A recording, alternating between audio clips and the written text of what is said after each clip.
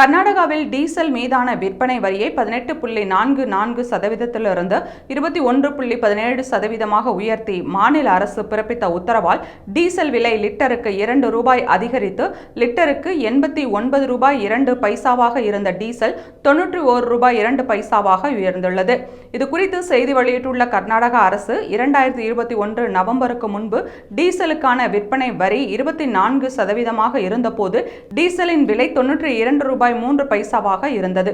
காங்கிரஸ் தலைமையிலான அரசு ஆட்சிக்கு வந்த பிறகு 2024 ஜூன் 15 டீசலுக்கான விற்பனை வரியை 18.44% குறைத்தது என்று தெரிவித்துள்ளது.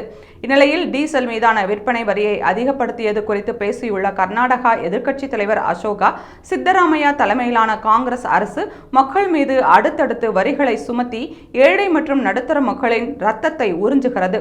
டீசல் விலையை உயர்த்தியதால் அத்தியாவசிய பொருட்களின் விலை அதிகரிக்கும் என்பது முதல்வர் சித்தராமையாவுக்கு தெரியாதா என்று கேள்வி எழுப்பியுள்ளார். ஏற்கனவே பால், பேருந்து கட்டணம், மெட்ரோ ரயில் கட்டணம் உள்ளிட்டவற்றை அரசு உயர்த்தியுள்ளது என்று கடுமையாக விமர்சித்துள்ளார்.